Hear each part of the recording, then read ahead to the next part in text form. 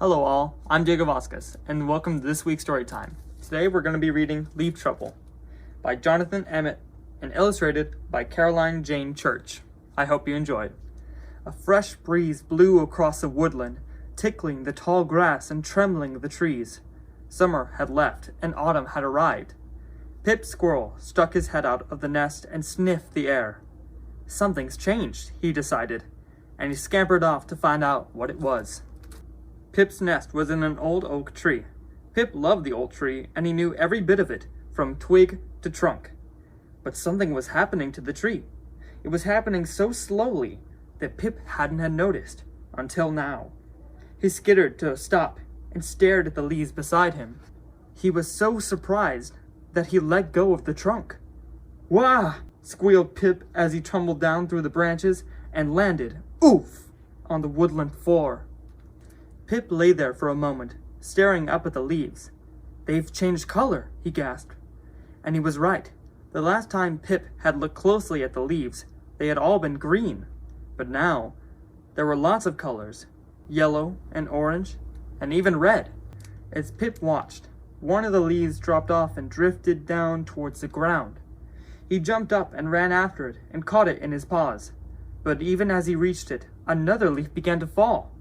Pip ran after the second leaf and just managed to catch it before it touched the woodland floor. "Not again," gasped Pip, as a third leaf began to fall. Pip was still racing around, trying to catch the falling leaves, when his sister, Blossom, scurried up. "Good," panted Pip. "You're just in time." "Just in time for what?" asked Blossom. "To help save the tree," puffed Pip. "It's falling to pieces." "But that's been happening for days," said Blossom, pointing to the leaf-covered ground. "Then we got to stop it now," insisted Pip. Pip and Blossom collected all the fallen leaves into a big pile. "Now what?" asked Blossom. "We put them back," said Pip. So Blossom carried the leaves up into the tree, where Pip tried to stick them back onto the branches. But it didn't work very well. Then, all of a sudden, there was a huge gust of wind, and hundreds of leaves began to fall. Pip and Blossom were scrambled around frantically, trying to gather them, when Mom Squirrel arrived. "What are you two up to?" she asked. When Mom found out what Pip and Blossom had been doing, she couldn't help smiling. "But Pip," she said, "the tree has to lose its leaves."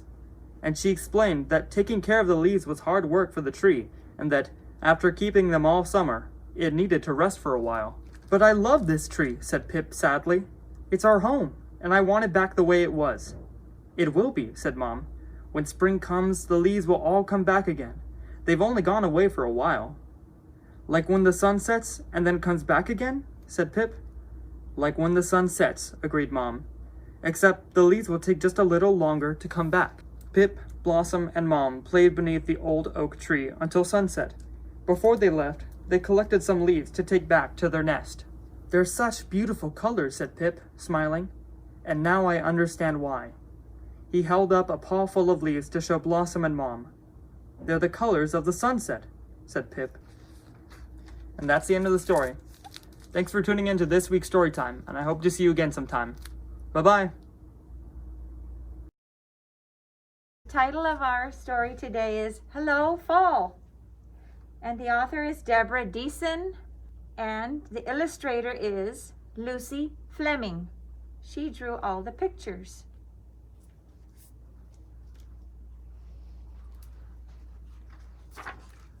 Fall is here. Today is the first day of fall. Colorful leaves whisper to each other. Geese honk as they flock across the sky. Pumpkins listen patiently from their patch. The season announces itself in all sorts of ways, if you stop to say hello. A grandfather and his granddaughter welcome fall in this sweet, whimsical story about finding beauty and wonder in every moment.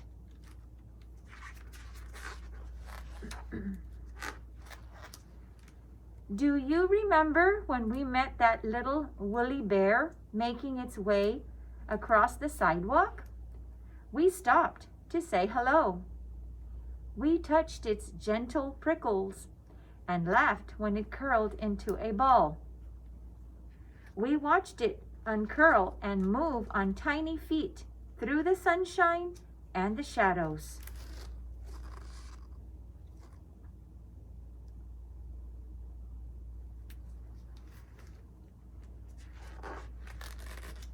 Squirrels were everywhere, digging holes and hiding acorns.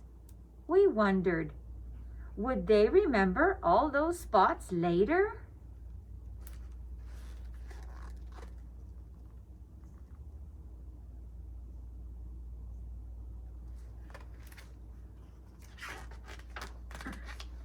Around us, we heard the whisper of trees, red leaves talking to yellow leaves, talking to orange leaves, talking to purple leaves.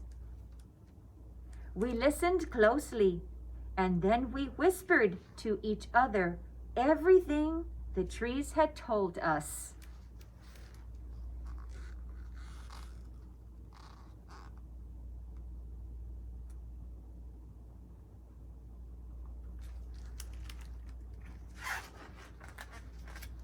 We sat on a big rock and crunched crispy apples and drank sweet apple cider.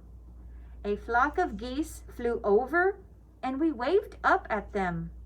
They honked hello, so we pretended to be geese and honked back very noisily.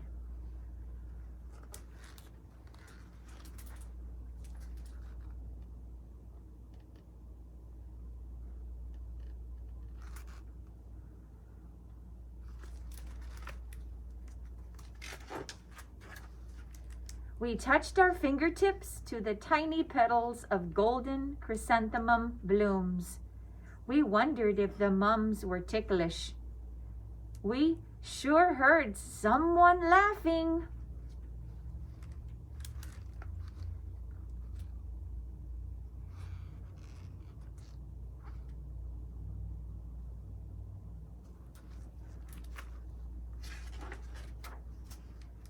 Over in the pumpkin patch, we told a patient pumpkin all about our big plans.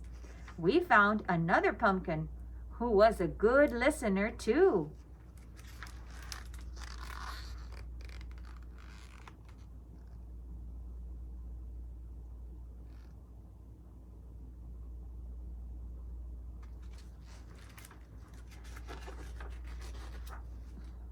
We picked them both and we loaded them carefully.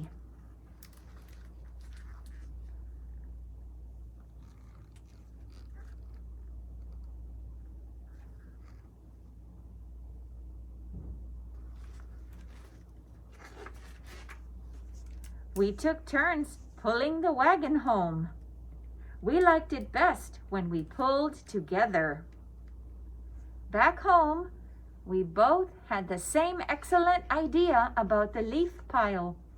"Hello, fall," we said as we ran toward it, and fall replied.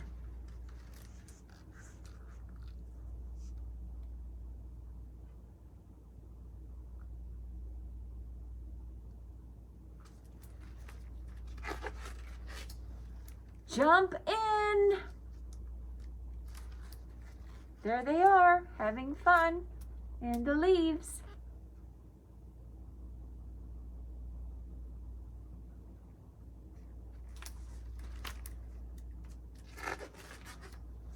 Later on, we counted on our fingers all the bits of fall we'd said hello to. There were so many that we ran out of fingers, and we had to count on our toes. When we did, we heard that wonderful laughter again.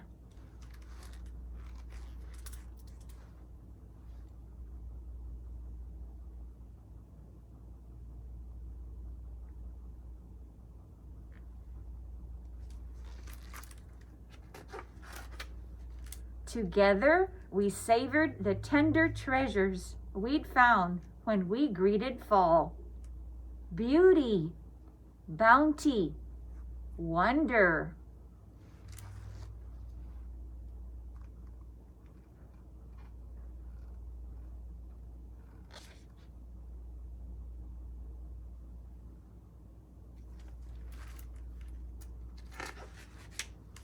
and love.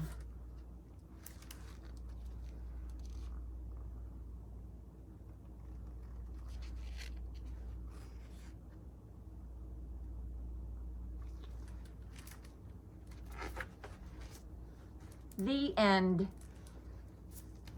Fall is more fun when we greet it together. Thank you, boys and girls. See you next time.